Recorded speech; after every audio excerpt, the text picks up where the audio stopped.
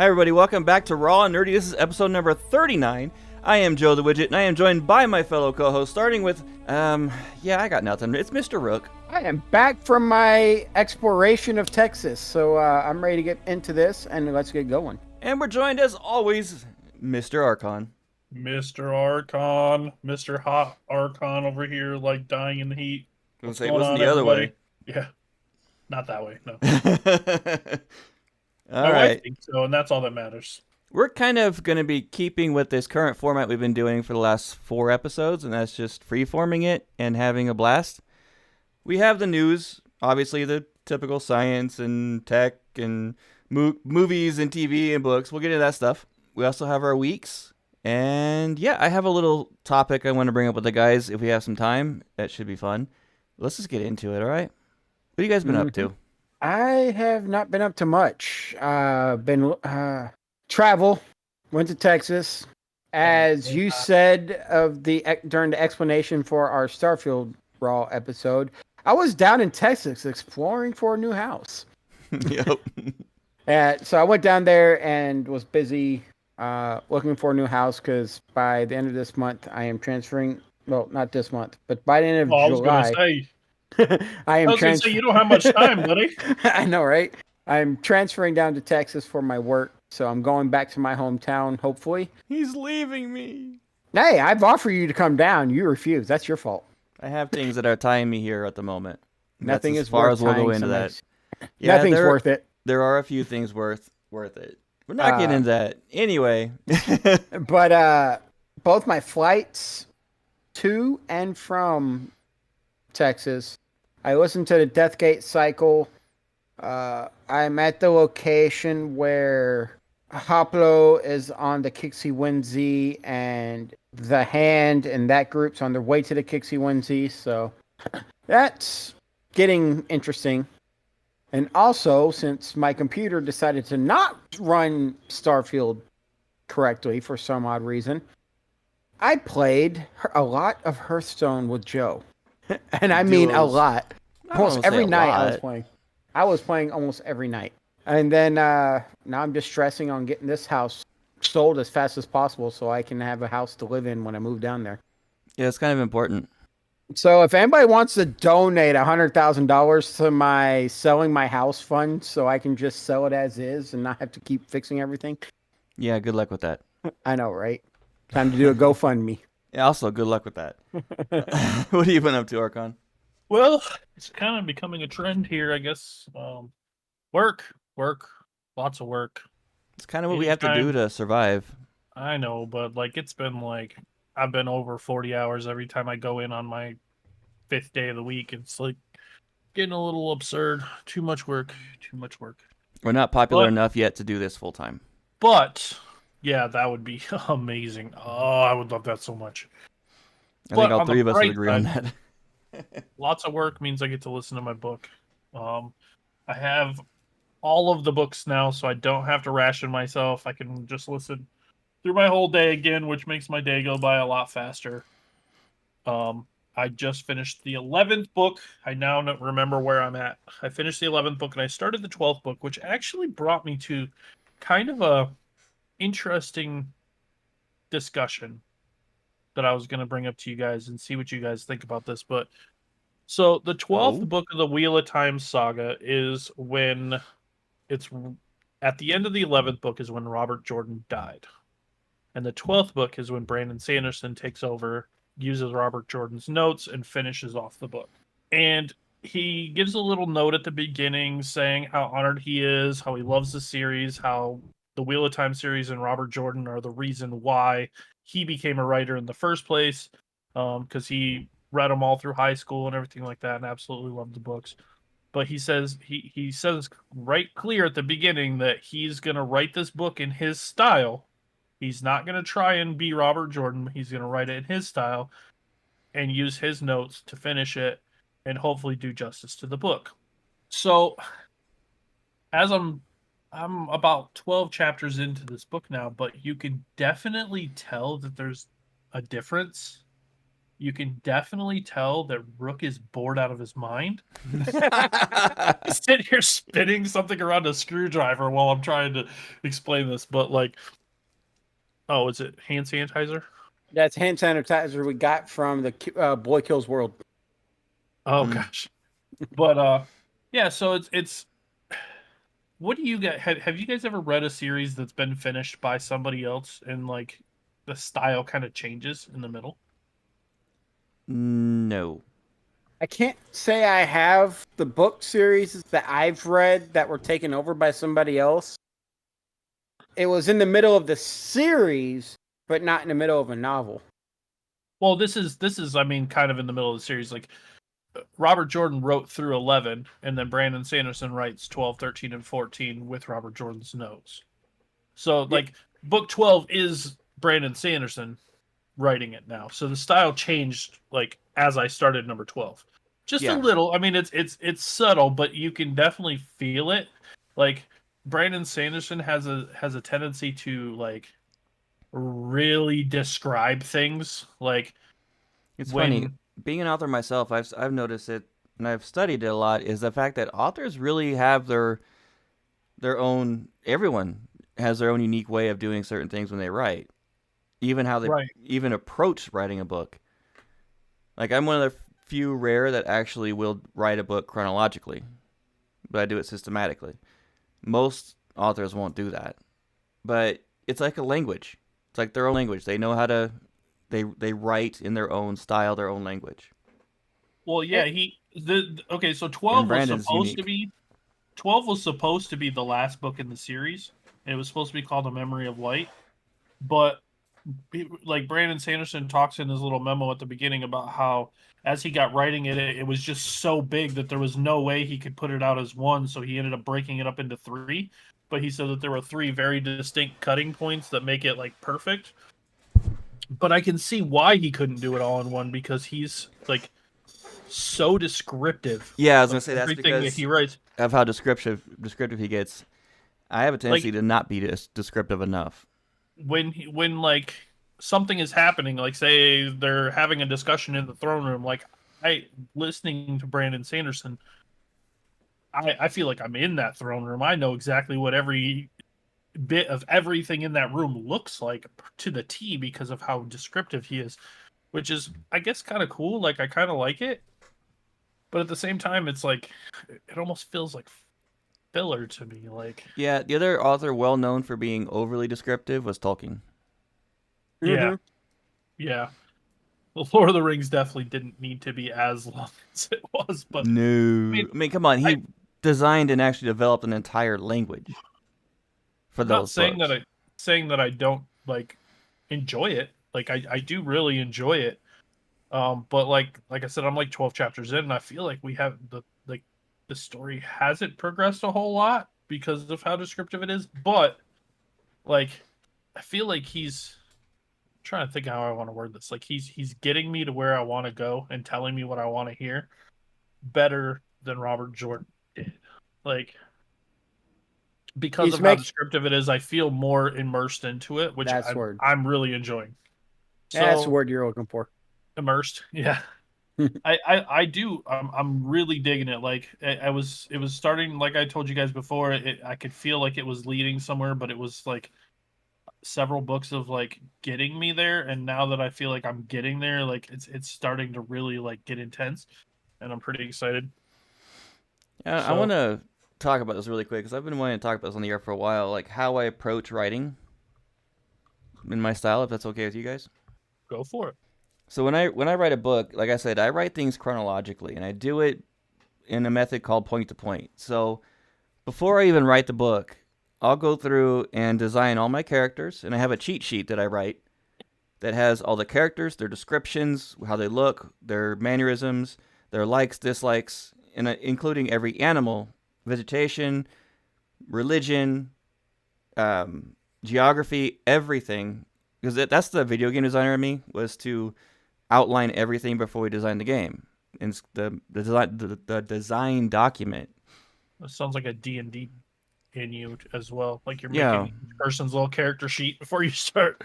And then what I do is after I get all those designed, and I actually go through and I create naming conventions based on their nationality. So in Continia, there's the Plains Elves. I've modeled them after Native Americans. So I went and used basically a blend of Navajo and Cherokee language to name the characters. Okay. And I did that with all the different nationalities that I base off, because I base them off of real world examples, use those languages, and I created naming conventions off of it. In Guardian of Kame, my second book, the Kame, the people from the Kame, I based their whole naming and language off of Gaelic, Old Gaelic. So that was fun, having to learn that and figure out naming for that. But so after I get all that stuff decided and I figure it out, I'll start writing my timeline. So it's a point by point timeline. So I'll take the book and I'll break it down into major key points, like events in the book, from starting from the intro and the ending. I'll do a quick outline of the ending, and then I'll write a quick outline for each of these key major points, and I'll start writing from the very beginning until I get to point to point to point and point until I finish the book. And both books that I've finished, the ending completely changed from my original design. Because as I was writing it, the characters evolved. They became their own entity in my head. That makes sense. And that's how I approach writing. Really, I can understand why you write it the way you do because of that very reason. Like, what if you wrote the ending and then you got into the middle and you're like, well, no, I don't really think that it should end this way. Yeah. And then you got to change it. So it doesn't make sense for this character to be like this, so why would I do that? I feel like if I ever wrote a book, it would be that way as well. I would have to start the beginning and go through to the end. Most authors I've talked to, that's the way they actually write. I've actually given that lecture a few times. Like, I had to, when my first book first got released, I did a book signing tour, and I got invited to my kids' school, their junior high, to do a talk on being an author. So I had to do 3 talks that day for each grade level. I got invited to the local high school in Bakersfield to talk about it, and a couple other places. It was a blast. But actually how I break things down and how I come up with the different names and mannerisms, and because when you're writing fantasy is the hardest genre to write, because you don't have the normal rules and conventions of society in the world that we know to go off of. Everything has to be built from the ground up. I don't know. Everything's unique. I think fantasy would be the easiest because you can literally make up anything you want. But it has to be believable. That's the hard part. That's true. I guess. I mean, I can see that. And you can't just say, okay, this is what the ground looks like, and this is the characters and the nationalities, but you also got to design their entire culture. A little bit of their history, at least, so you have something to fall back on when they're explaining themselves, and their society and how it functions. And then you have to go into their religions, and then everything about it has to be designed in a certain way. Like Continia, I did a interesting little cop out with it. I designed the world from north to south. So basically, the very tip of the north is frozen, to the south is desert. So you get all the biomes in between as it goes south. Yeah, I'm a terrible friend, but I haven't read the second book yet, and I need to. But it's not an audiobook, and yeah, I can't pull it out while I'm driving down the road and read it. People have been asking me to start reading my book again on the air, but it's a lot of work. It is. I don't doubt it. That's why those people who do that make pretty decent money. Yeah. It takes me 3 hours to do one of these episodes, 3 to 4 hours. It takes me about the same amount to do 1 or 2 chapters of my book. Yeah, and you need to get writing your third book. Yeah, I do. I have the cheat sheet being redeveloped, and I put my guideline back in. So now I just got to start getting back into the actual writing. Pretty soon your publishers are going to be like, listen, like, get it to us or we're done. Yeah, it was due last winter. You're a little behind, dude. Yeah. I already wrote in and explained that I kind of lost my book when I was halfway done with it. That was a heartbreak and a half. Better get back on it. I do. It's definitely on my big to-do list. You got until this winter. See, I know there's people out there that can write a book in a month. I don't have that kind of free time. No, but you also don't want to be the guy who can't finish a book series in 5-6 years. That's also very true. You got right now. 6 months. You got 6 months. You can do it. My original plan was to write the series in 5 books. Then I cut it down to maybe 4. If you're gonna challenge me to try and lose like 60 pounds, then I'm gonna challenge you to finish your book. Done. Challenge accepted. I'm taking this as a blessing. I lost my book because the universe and God and everything else was saying it was terrible. Restart. So I'm redesigning it. They're the same principle, though. The same kind of story I want to use to tie everything in, because I wrote the books where first, second, and third book are taking place on 3 continents at roughly around the same time as each other.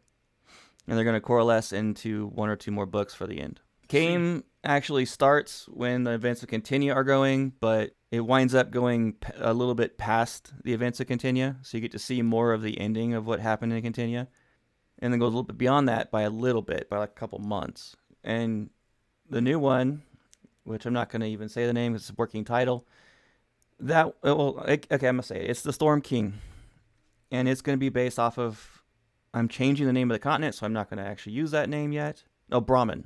Sorry. Storm King and Brahmin. Working title. And that's going to take place roughly around the same time as the events of Guardian of Kame, and we'll continue a little bit past that. I'm still a little salty about the ending of Continua. So You're not the only one. A lot of people. My brother, he actually read both my books not long ago, and he said that he liked the second one better than the first, and it really made him think. He said, the ending, Joe, the ending. I know. Why you got to do that to me? And the second one, though, is what he was really going off about. He said, yeah, the first ending was rough and awesome at the same time, but the second ending, Joe, what's happening? Oh, are you going to do it to me again? It's different. It's funny thing is that my son came to me when I was writing the second book, and he was reading it as I was writing it, the early drafts, and he fell in love with one of my characters from the second book, because I have 2 main characters, and he looked at me and said, "Dad, this character cannot die. Promise me this character will not die." And I looked at him and said, She won't die in this book." In this book? Come on. What else you got going on this week, bud? My daughter took her driving test today and passed. Oh, she did pass? She passed it with flying colors. Congrats. She did great. She's got her money saved up to buy my car from me, and so on her birthday, she's gonna be a licensed driver on her own. How's that make you feel, Dad? Scared slightly, but one good thing that I was talking to my wife earlier. I was like, you realize that when I take her to her mom's on Monday, it is the last time I ever have to take her to her mom's. She can go there herself now. It means I don't have to see her mom anymore until like graduation, and when she gets married someday. Like, this is great. Well, my ex-wife and I are friends, but that's it. That line has been crossed a long time ago.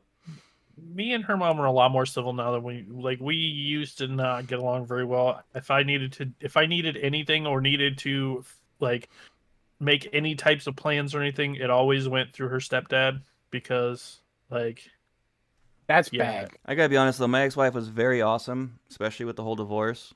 I mean, she knew what she did. And we had very amicable separation. We actually wrote down a little contract for our legal separation. We carried it over to the divorce, and the judge looked at it and said, "Wow, this is fantastic. Approved." And that was it. Yeah, we for the longest weren't super civil to each other, but now we're a lot better. Like, we've been getting along a lot better. Things are okay, but it still doesn't bother me that, she can drive herself after this time, because I don't like making that drive. Yeah, and your kids, when kids get older and they grow up, it's just, you're still a parent, you're still a dad, no matter what, and it just, the circumstances change. Plus, we got somebody else to run errands and stuff places. like that. Yeah, she can like run her brother places, things like that. So that'll be nice. I think my daughter finally got her license. I don't know if my son has it yet. What? Yeah. Hey, Rook, you're not gonna fall asleep on me, are you? Yeah, you are boring me, so I'm just gonna sleep. Oh wow, wow, Oh, gloves wow. came All right, off. you don't want to go. You don't want to All go right. gloves off. Z, are you done with your week, buddy, or is there more? Yeah, that's it. I worked a lot, like always, and then Friday, I was the only IT specialist for the entire union working that day. So I got my butt kicked yesterday because we're recording on Saturday at work. But thankfully, these two guys were here on Discord and hung out with me, and me and Rook played some duos again. Kicked some butt last night too. Yeah, sound like you Yeah. guys are doing all right. We got a first and a second or 2 seconds, something like that. I think 2 seconds last night. Today or We got a no, first. we had Yeah, you had a two first last fir- night. we had two firsts last night. Yeah, we kicked butt. The luck was finally there, so they helped me relax. And then today I went back to the gym after golfing, and I did terrible at golf. I shot a 46 out of 9 holes. My You know why? average, huh? You know why? Why? Because you're going to the gym. You're messing up your swing. You know what? Probably.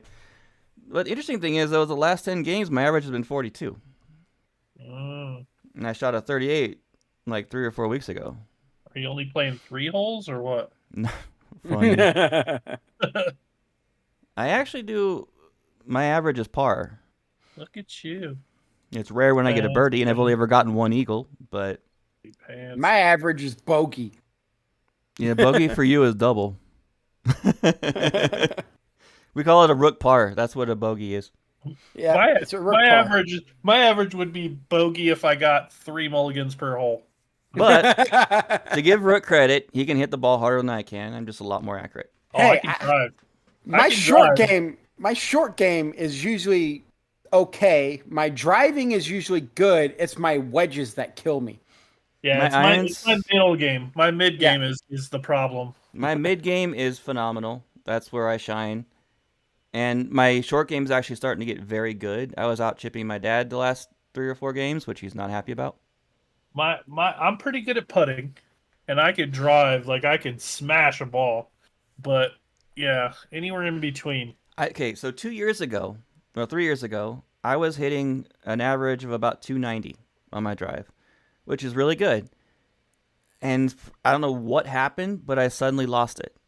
You got And- old. I don't, maybe, but now I can't hit the ball more than 250. I've had Oh. 2 cases where I hit it almost 300, but that was 2 out of the last year and a half. But I'm averaging about 250. And The it's only not thing where I that's- want to be. The only thing that's changed is you've got that new driver. No, that's an amazing driver, and that wouldn't be the case. Maybe it's not perfect for you though. Yeah, you might not be getting a good solid hit with it or something. What does I it don't know. have? What's its shaft? Steel or graphite? It's a graphite with a stiff flex. 'Cause Maybe my for- swing speed used to be pretty fast, but no, Maybe I know you what it need to is. Switch to steel. Somehow my brain stopped working to where I'm mostly driving with just arms, and that's not what you want to do. You want to put your hips into it and drive with your whole body, and I'm having a hard time resyncing that. With my irons, though, I'm cool. Short game, no problem. I can't get that sync with my driver, and I got to go to the driving range and just practice more. I know how to used fix work it. At this I used to work at this golf course when I was younger, and we had it was a 410-yard par 5, and I was out and I drove it I was like 2 feet from the cup, drove it 2 feet from the cup, and to be fair, like it hit like my drive hit the side of this hill and took this monster bounce directly toward the green, but I think that's probably the furthest drive I've ever had on an actual hole. The longest par 5 we have on this course, it's straight, and it's a pain because it's very narrow on the fairway, Mm-hmm. is about 436 yards. And I hit one day, this was last winter, I hit a 290-yard drive down the middle, got my 3-wood out, and I put it on the green, 10 feet from the flag. I was Still got shaking. par, I was didn't so you? excited. I You got still birdie. par. I got Oh. birdie because I missed my eagle putt by 2 inches. Oh, that's I wanted to cry. I birdie that hole more often than not. Par fives, I tend to birdie a lot more than anything else. Yeah, I've only ever gotten one eagle in my entire life, and it was a hole in one on a par three that I Never just gotten a hole got in one. super lucky on. The closest I We're got, and I have pictures of it, was 6 inches. I almost took a drop on that hole because we hit it, and the way it kind of goes like a little off to the right, and there's like water in between. And we got over there, and I could not find my ball, and I was about to take a drop, and then the guy I was with like, "Well, did you look in the cup?" And I was like, "There ain't no way it's in the cup." And we went over there. Sure enough, it was in the cup. The only eagle I've gotten was on a par five. It was a dogleg right, and I took a 3-wood hybrid, and I shot it right through the trees. My dad was yelling at me for doing that until my ball rolled up onto the green and was stopped about a foot away from the hole. Nice. It's the only time I got an eagle. yeah. Almost double eagled it. I have never birdied anything. I think you have. Par is my best I've done. Last time we played, you did pretty good. Yeah, I only double bogeyed once. I really like dogleg rights because when it doglegs rights, I pull out my 3-wood and I always slice that thing so bad. So I'll just blast it as far straight as I can and it just right around with it. I'm like, yes. But Or wait, is that a hook or a slice? I don't remember. So I went to the gym after I got done golfing, and this is going to be tough because we actually lost. We were talking for about 20 minutes and lost all that audio, so we're going to redo everything. That's going to be a fun episode to edit. I went to the gym. As much as we can remember. Yeah, right? We'll just freeform it. I went to the gym right after golfing, and I'm down to 198.5 pounds, which is, awesome. Yeah, I was beyond stoked to not have to use the 200-pound base weight and go to 180. I'm keeping it up, and I can't go, like, I go to the gym 5 days a week. I go in the morning, first thing in the morning. On the weekends, though, I'll go after golfing, or I'll go right before I go hang out with Rook on Sunday. But on the weekdays, I go right before work. I get up at 5:30 in the morning and I start work at about 7:30. Must be nice. No, it's not. I hate mornings. I would love to go in the morning, but I don't want to get up at 2:30 in the morning to go to the gym so I can go to work. That's what it is. And I know you were talking about Archon. You started, didn't you? Kind of. I started more on the diet side of it. I started cutting out soda out of my diet, which I drink zero sugar soda anyway, so it doesn't really affect me that much. But I replaced it with water, which obviously water is going to help flush out my system and stuff like that. So I drink like anywhere from like 70 to 100 ounces of water a day now. Good. I've cut my portions to where I'm not like just gorging myself and eating whatever I want anymore. I've kind of subbed out, like my wife packs me, instead of like a lot of the snacks, she's packing me more fruits and things like that now. So I'm just trying to eat a little bit better first. I got to get my garage cleaned out so that I can get to my actual workout equipment. But I'm the type of person that, like, once I start going at it, I lose weight really quickly. Lucky. Maybe it's because I have a lot of. Well, it's also because I have more fat to lose. So it tapers out after a while. But at first, like the last time I went on a diet, went on a diet and started working out really heavy, I was losing like 10, 12 pounds a week. Like, it's funny. Fast. It's like I've lost 13 pounds in 6 weeks, right? But right. I feel like I've actually lost a lot more fat than that. I've noticed a lot more muscle definition now, a lot, and I've had a lot of people comment on it. Well, yeah, because muscle weighs more than fat. Yeah, so it's a fluctuating thing. I just want to get rid of this fat. That's all I want. I don't have much left, but I want to get rid of it.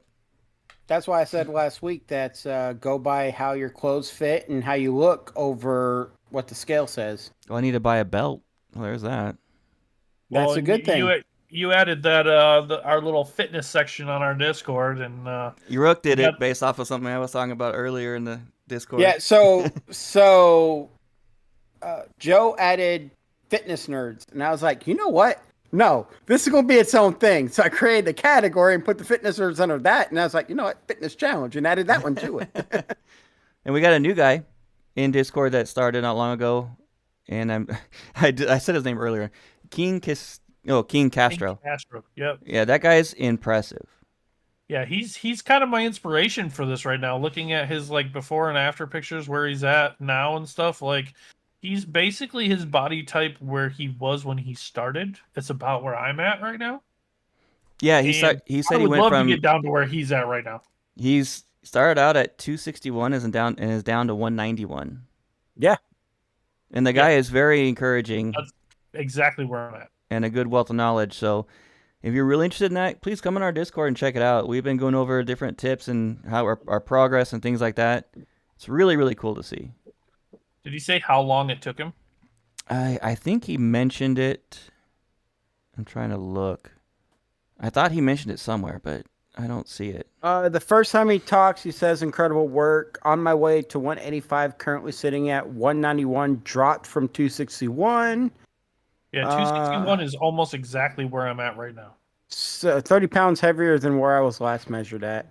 He doesn't say exactly how long he's been doing it yet. He talked on both Yeah, sides of the channels though. When I was looking for the other side too, but yeah, that's impressive. But I love seeing people come in and then jump into that and give motivation like that. He's That's my awesome. inspiration right now. Same. Especially since he started like he's like modeling me right now. Like he's right where I was. So I just got to do what you do. Last summer I was down to 190. 190 was the lowest I got. But then when my dad had all the surgeries, I stopped going to the gym for like 6 months, and I went up to 212. So we had a retreat 7 weeks ago, and I got on the scale at the retreat, and I saw my weight. I flipped the lid, and at that point, I got home after a retreat, and I started talking to Illness, and Illness was actually a big help for me. He was helping me with my diet and what I should do about that, because I went to a low calorie, high protein based diet, and I've been cutting all the sugars out. Mm-hmm. So he was a big help for that, helping me with recipes and things like that. That would really help. So shout out to him too. That's been awesome, because you can't just do exercise. You have to do both. And even on my off days, I'm still doing push-ups and planks. And watching me do planks is still the funniest thing in the world. After about 30 seconds, I start shaking like a leaf constantly until I can't hold up anymore and fall. Oh man, you're a leaf on the wind. But I've been really, really focusing on my abs and my chest. Those are my two big things. My arms are really good. My legs are fantastic. It's just that section I got to get rid of. Anyway, so Rook was talking about D&D changes. Yeah, unfortunately, I don't want to rehash everything I talked about, and there is a lot that they changed. So we're going to push this off until another episode. Yeah, where I can do the deep dive properly on that. We're going to do a lot more research into it. I'm going to try to do some research as well so I can help him out and actually be a part of the conversation instead of you just talking. So we'll have that for you guys in a future episode. When is this supposed to release? Fall of 2022. That was or 2024. Sorry. I was going to say, dude. We're a little behind the curve there. No, it's the fall of this year. They haven't given an exact date yet. Okay. We're probably not going to wait till then. No, I'm probably going to next episode too. Next episode too. Yeah. Yeah. One interesting thing I was watching a video on earlier today. I was going to add it into the notes, but I forgot all about it. But there was this guy who he's one of the first people ever to receive the Neuralink. Elon Musk's technology or whatever. Didn't we talk about this? I was just talking about it earlier. We didn't talk about the part where he's talking. Yeah. I talked about This is different. Okay, so this guy got into an accident and he needed the Neuralink. He lost his arms and stuff like that, and he's a big time gamer. And they found a way to make the Neuralink link to his computer, and he can move his mouse cursor and stuff like that with the Neuralink. And did talk about. He's a big first person shooter player. And he said that as he learned how to use this thing, he said it's getting so reactive that it's almost like he has auto aim.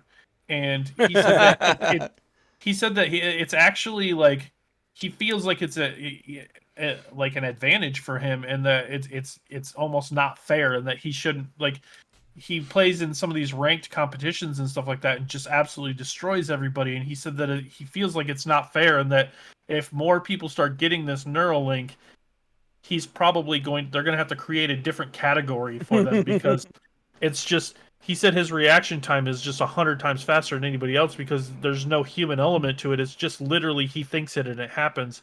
He says sometimes the mouse cursor is moving where he wants it before he's even realizing he's thinking about it, which is insane.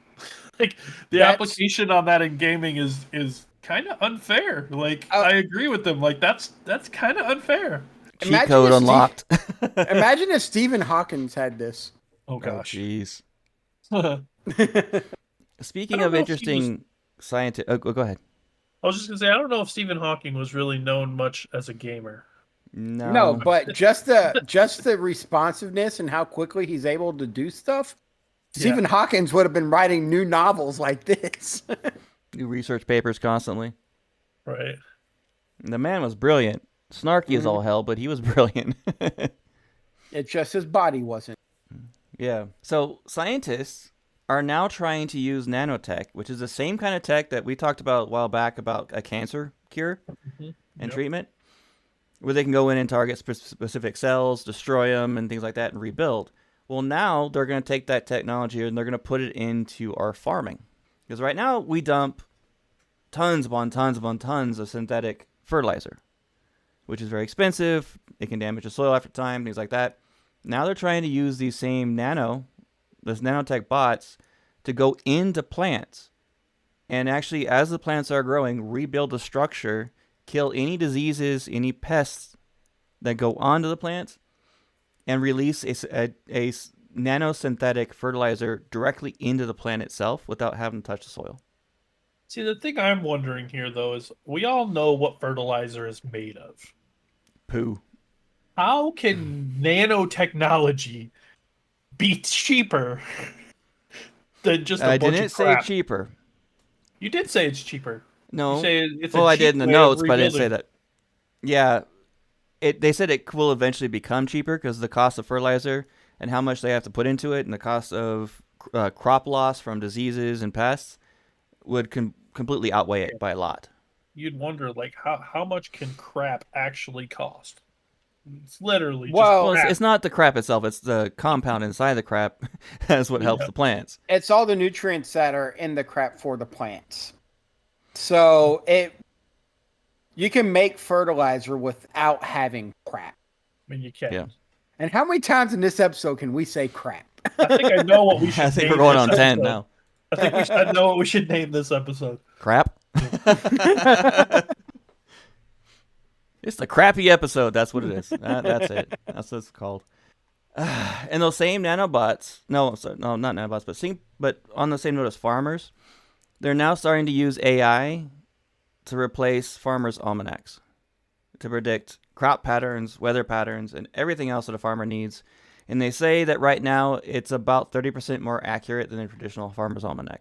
Well, because our weather patterns have changed significantly than they were 100 years ago. So you can't really just rely on the farmer's almanac anymore. There's the one AI mention I'm giving this episode.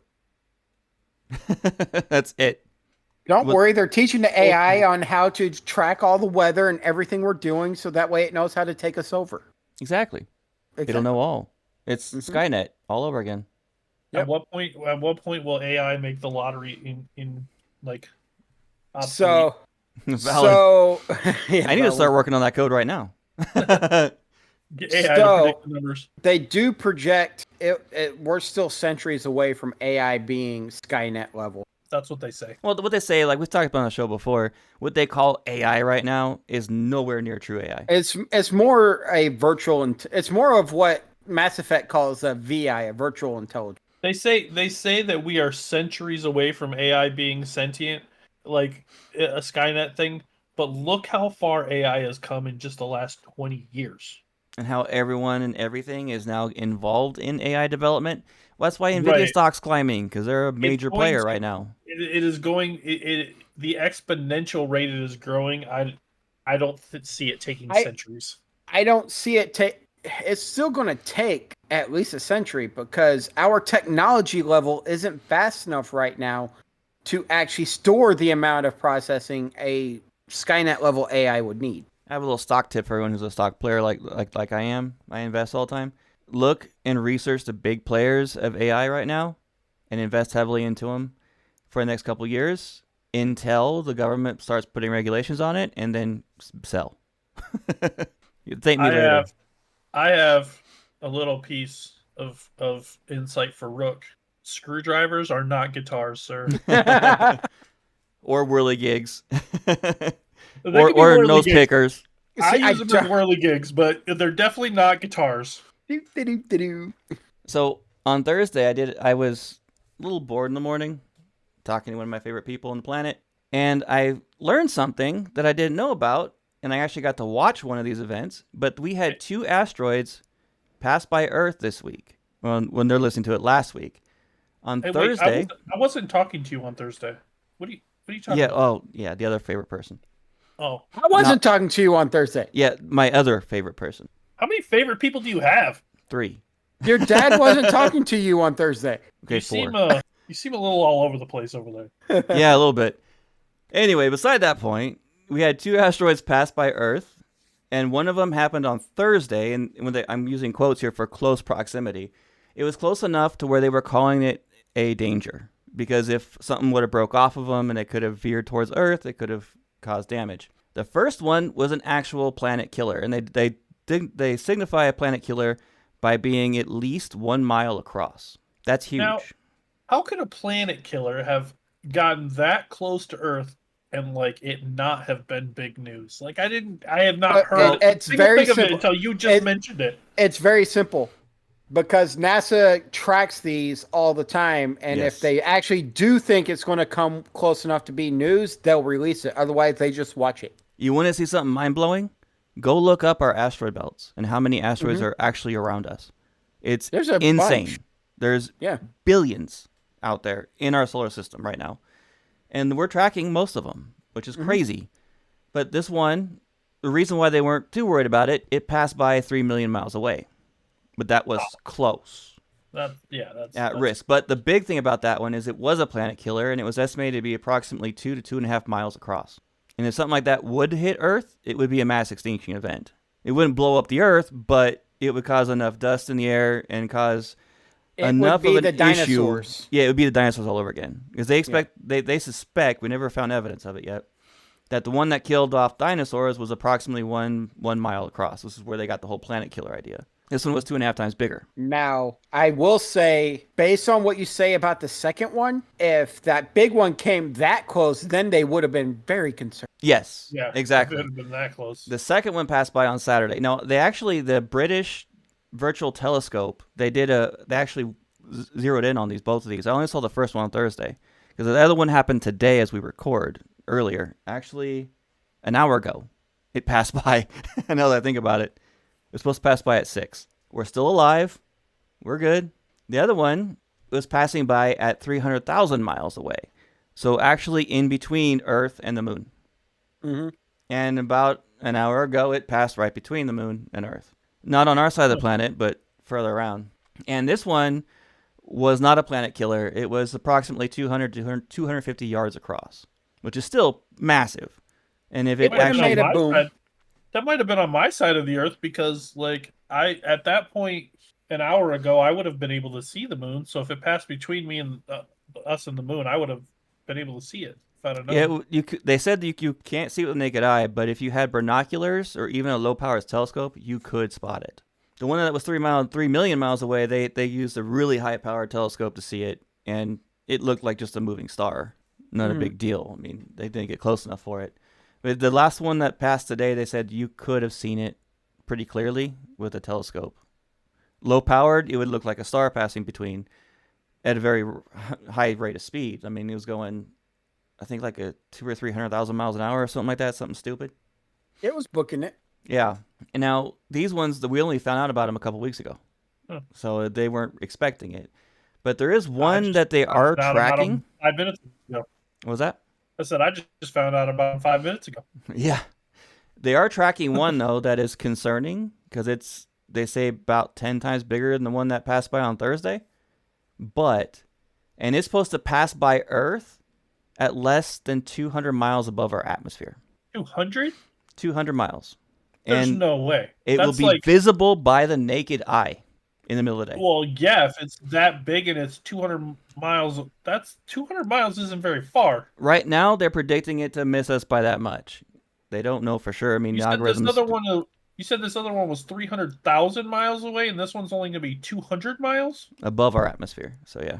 Yeah. So just That's way for close. those of you How is who our are gravity not pulling that in?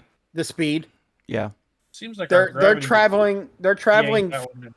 out. They're I traveling. might have missed a zero. It might be 2,000.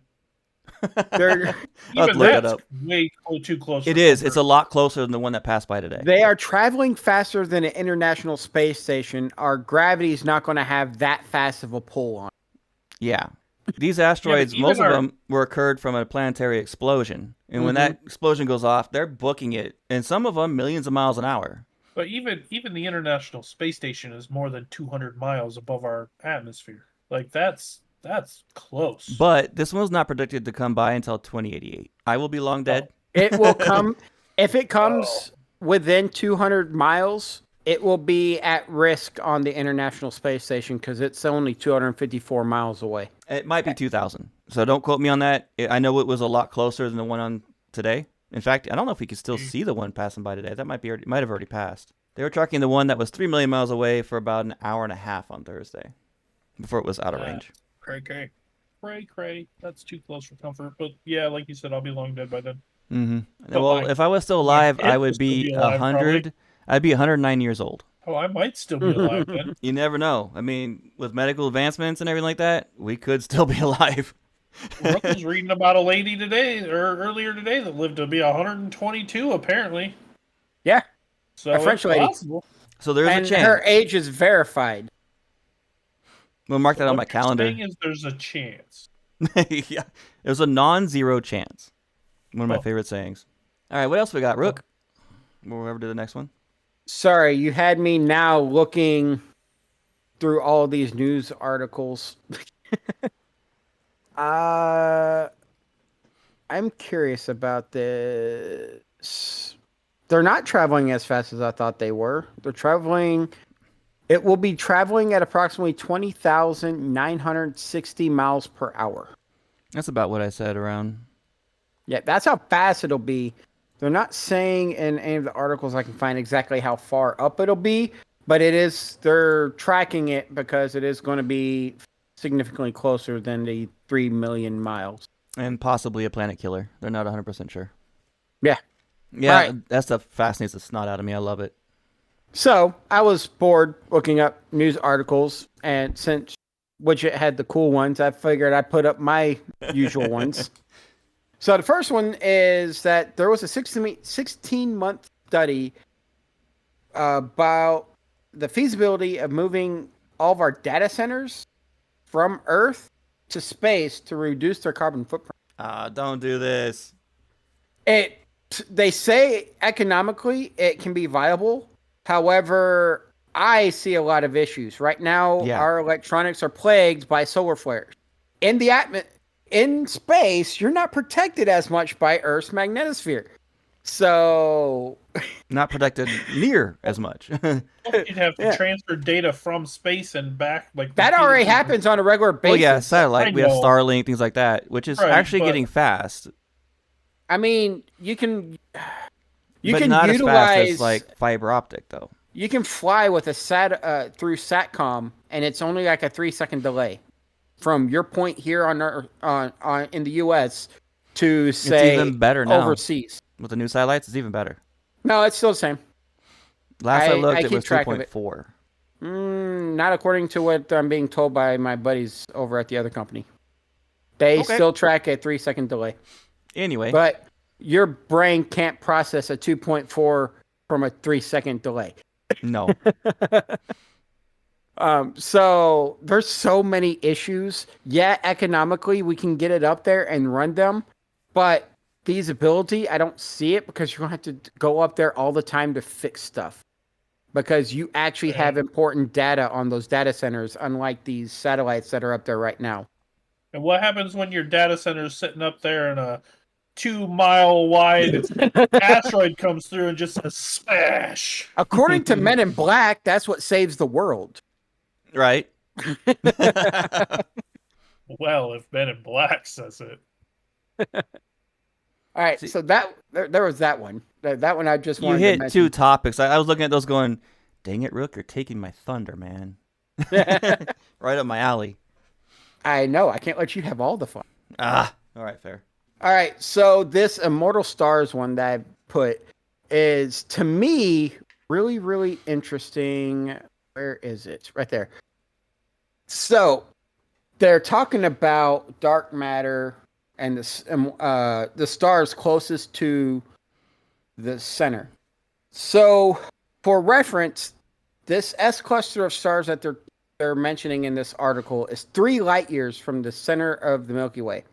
For reference, we're about 26,000 light years away.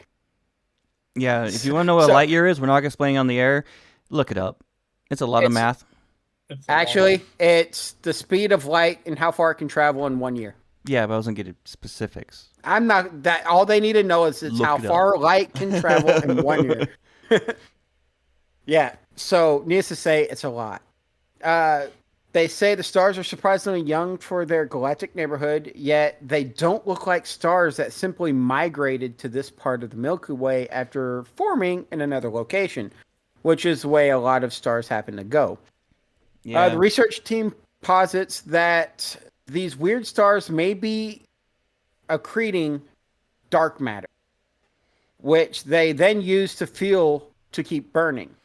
Now, there's models out there that estimate there's plenty of dark matter near the galaxy's core. The stars are forever young, as the study lead author Isabel John, an astrophysicist at Kavli Institute for Particle Astrophysics and Cosmology. She has a long title. What's I found very interesting, and just a little caveat here. Those who don't know, we are in the Milky Way. That is our galaxy. And our galaxy is made up of hundreds of billions of stars with planets all around them, depending on the type of star and how big it is. We are actually on near one of the more outer, I want to say not ring, but swirls of the Bands. galaxy. The bands, thank you. We are very, very far away from the center. And I am so curious what that center holds. I want to see that. Yeah. Something that massive So- to create that kind of a swirl through billions of stars and hundreds of billions of planets and stuff and moons and stuff. That is, it's mind blowing. Now to get just for us technical people, because there are technical people out there that don't like what you guys just said a little bit ago. A light year is approximately 5.88 trillion miles. Yes. One light. yes. 5.88 trillion miles. So yeah, So- long ways. And then multiply that So- by 260 times. Yeah. 1,000 times. So, for y'all non-sciencey people that listen to our raw and nerdy for the other stuff, stars are not infinite; they're finite. Once they burn up all of their fuel and make it into heavier metals, they die in different ways. Well, they're saying that these stars within 3 light years of our Milky Way are feeding off this dark matter, which is actually keeping them young and constantly burning and not looking like they're getting old, is what this article's saying.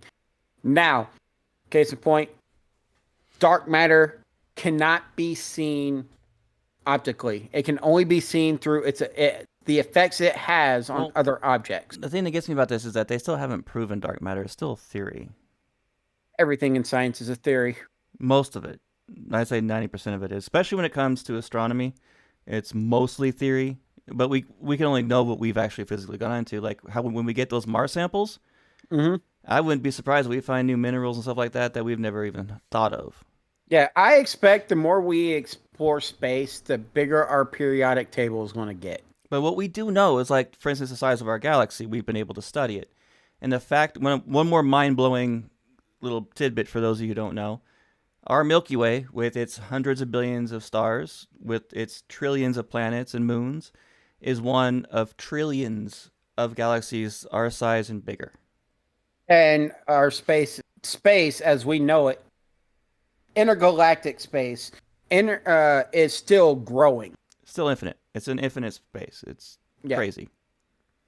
Have you ever thought about what it would be like to go to the end of the galaxy and just look out? Or not end of the galaxy, but end of the known universe and just Oh, I look would love out? to. I've thought about that stuff all the time. I want to travel and see all of our planets firsthand, see what they really look like, not through spectral lenses and stuff like that, but what they actually look like. See Hmm. them. It would be the most mind blowing thing I could think of. Would be able to see these in person, and then to go to the edge where we get into deep space, where it actually is physically different, would be insane. So the reason why they call dark matter is because we can't see it. The only way we've been able to know it something is there is how it's affecting other items. Now, that doesn't mean there isn't a way to detect it. It's just we haven't found a way to detect it, especially at that extreme range. So they do know there's more matter out there. They just haven't been able to figure out how to see it. Yeah, So we they may just we call it may dark never be matter. able to until we get to it in person. Yeah. Well, this is in our own solar system. They believe dark matter's out there. You know what I'm hoping for in our lifetime is I want to see those Mars samples in person. I want to see them studying them. I want to see us go to Mars. I want to see us develop there. I want to see us taking those habs from Starfield and putting them on Mars. Right. My dreams kind of in there because I know realistically I'll never be able to take that trip and see all the planets. Not in my lifetime. Not You even in my never kids' know. lifetime. Maybe at some point in our lifetime they will invent time travel. Or And they'll Or- you just can discover faster than light drive that we could actually utilize with the right power. Or they'll figure out how to upload our conscious into really small computers. Yeah, okay, that Yeah, starts that- getting into the realm of religion. No. That gets into the realm of science fantasy. Yeah, there you go. All My little right. my little extra topic that I mentioned at the top of the show, we're not doing tonight. We don't have time for that. All right. So my last couple of news articles I want to bring up. Lego, the company that makes Lego, what? teamed up with the thought you European meant the- Space Mind blown. Agency No way. to make. They've teamed up with the European Space Agency to make Lego bricks from actual space dust, 3D want- printing them. Well, I want That's it, probably going to be more expensive than anything me and you combined can afford. right? Have you seen the price of meteorite? Yeah, it's expensive. Crazy expensive. Especially if Because it it's a- has unknown material. Yeah. It's a finite resource on this planet, even though the planet's been struck by plenty of them. Did you know that most meteorites are made of iron Yeah. at its core? Did you know our sun's iron at its core? Yep. Well, they believe it to be. Yeah. Well, based on fission and how all that works, Nobody's been there to actually or check. fusion. Yeah. Yeah. I haven't learned how to do the Star Trek thing and be able to fly down to the surface of the corona. Yeah, that would be something else. Jeez. All right. Being able to survive those next. temperatures. Anyway, go ahead. Next, Japan. This one I actually found really interesting. Yeah, I see this. And I have an interesting little tidbit Japan about this. achieves 402 terabytes of data rate using current fiber technology. Did you know that the country that the three of us live in has the slowest internet speeds in the world? Yes. All I am because of one- capitalism. Yep. It's all about money. Other countries like Europe, they're averaging 10 gigs download link and upload link, and it's nuts. I know. It's ridiculous. And That's faster. why when you see a lot of online gamers, the top countries are Korea, South Korea, Japan, Europe, not in America. It just makes me so angry when I think about it because why can't we do it? I have 1 gig by 1 gig speed right now, and I think, oh, that's great. No. Other countries be looking at me like, you guys are slow. Mm-hmm. And we pay a lot more for our internet, by the way, than they do. Oh, Yes. sure. We pay a So- lot more for everything than they do. Yep. So Japan's National Institute of Information and Communications Technology and its partners were able to transmit signals through 1,505 channels over 50 kilometers, about 31 miles, Yep. of optic fiber cable for this experiment. It uses 6 types of amplifiers and an optical gain equalizer that taps into the roughly unused 37 terahertz bandwidth Yeah, to as I say, enable. they had to really push some power through that. They had They to do did. some big Now, boosting. Here, we're not pushing that kind of power through our systems. We use basic amplifiers. We're not forking out Our hundreds hard of drives thousands. that we can get personally can't hold that data. Not even close. No. In 1 second. Yeah, if I could get a download speed of 1 terabyte, I'd be happy. That would be insane. But 402 terabytes? We'd But be able to yeah, stream I just 8K. yeah, no, right, dude, you're more than 8K at that. Oh But yeah. I thought that was really cool. Now, the last thing I'm going to mention is Lord of the Rings: The War of the Rohirrim. Rohirrim. Rohirrim. I always struggle with that word. It's going to be an anime style movie, and they have announced the 4 actors so far that'll prize some of the main roles. You got Miranda Otto will reprise her role as Eowyn. You have Brian Cox, who's going to be playing Helm Hammerhand. Dea Wise, Helm's daughter, Hera. And then Luke Pasqualino will play Wolf, a presumed antagonist. And based on the artwork and everything I've seen, this looks like it's going to be good. Because with anime, I think anime in a lot of ways can tell stories better than live action. As long as they don't take 15 episodes to do one fight scene, I'm cool.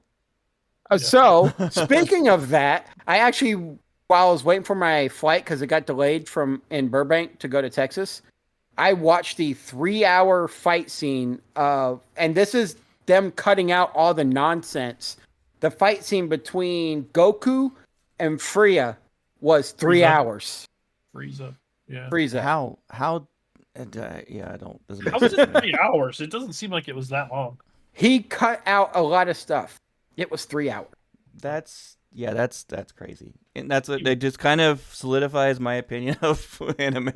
Was this like a later fight, or this wasn't their first fight? Because the first fight, It's the one where it looks like he blows up. What's his name? The bald guy. Krillin. Yeah, Krillin. That is the first one, huh? Because that fight doesn't last very long. Doesn't seem like it, but Because he's like he goes like that's the one where he goes Super Saiyan for the first time, and he just makes Frieza Yeah. look stupid. But this is from the point Goku comes out of the rehabilitation chamber to so this is like everything. Okay, so this is It's fights the Ginyu entire- Force. Yeah, he fights the Ginyu Force and everything first. Okay. No. This is him fighting Frieza, but it's from when he comes and he goes, "I'm healed," and breaks out of the healing chamber and goes and keeps him from killing Vegeta. That whole fight. Now, when he gets into Super Saiyan, it's only like an hour-long fight. But going up to that, the I'm getting my butt kicked fight is that point. That must be a different fight then, because the first time he fights Frieza, like he goes Super Saiyan, and that fight lasts like 5 minutes. He just makes him look stupid, and then the fight's over, and then he cuts him in half, and then he's done. No, this isn't that fight. That might be later. All right, guys. He fights Frieza a lot. Okay. Are Any we more? being too much a nerd?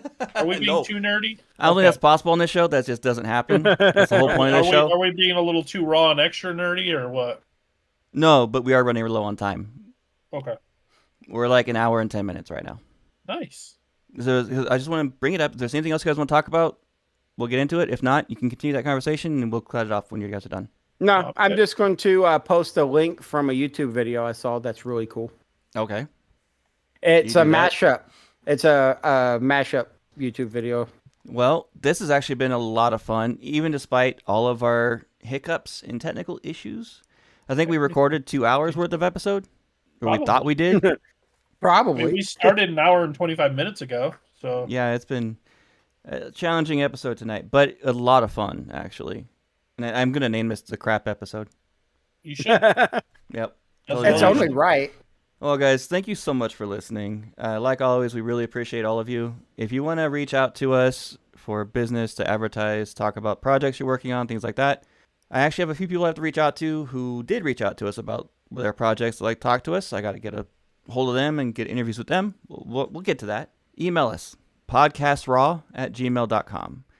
Our Discord is by far the best way to talk to like-minded people, nerds of all types, and normal people.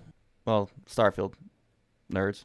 We have all kinds of stuff from our fitness to nerdy channels, Starfield, you name it. There are various different gaming stuff. Come on in our Discord. You can talk to us periodically and everyone else. Discord.gg/raw podcasts. RAWPODCASTS. You can follow the show on X. Well, or sorry, not our show, but our overall Raw podcast is at Podcast Raw. Our Facebook is Raw Podcast. Our Instagram, Our Instagram is Raw Podcast 1. It's a habit now. And you can follow us individually as well. You can follow me at the Wigit, TheWigit, on pretty much everything. Except Instagram, which you just look like Rook likes to mention. You can still search the Widget and you'll find me, but it's Author Widget, AuthorWigit. And you can reach me everywhere as Tomcat213 or some variation of, except on Steam and Twitter, I am Rook213 there. And you could reach me on social media at the archon606 or on video game platforms and all that good stuff as quick QWICK_D_606. Thank you so much for listening, everybody, and have a fantastic nerdy week. Y'all stay dirty. Y'all stay nerdy out here. Have a great week, guys.